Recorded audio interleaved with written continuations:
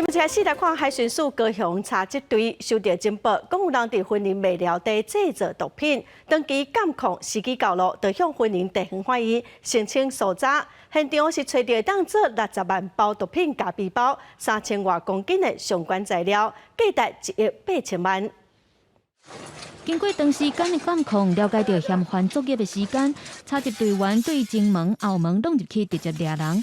海巡署高雄查缉队接到情报显示，有违法的集团伫咧婚林未了地区做毒品，向婚林地检署申请搜索，查到毒品工厂。麦寮地区查获新兴毒品喵喵18公斤，市级毒品43公斤，制毒原料120公斤，各式制毒化学品计3180公斤。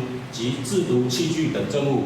查缉队表示，抓到3个嫌犯，平常时趁暗时伫咧无人用的厂房做毒品，工厂内底阁有设置抽风设备来消毒臭味。现场一桶一桶的原料，若是做毒品，互人摕去卖，恐惊会危害到社会治安。经估算，本次契获所有毒品及制毒原料，可制成约60万包毒品咖啡包，市值近1亿8千万元。若流入市面，将危害社会治安。 查缉队嘛讲，若是食喵喵这款毒品，恐惊会引起喘气困难，出现暴力行为，甚至严重者会死亡。这3个嫌犯年纪阁真少年，所咧做毒品。接落来，查缉队会针对原料、供应、甲买卖等等的管道来扩大追查，专案依照违反毒品危害防治条例来上班。记者综合报道。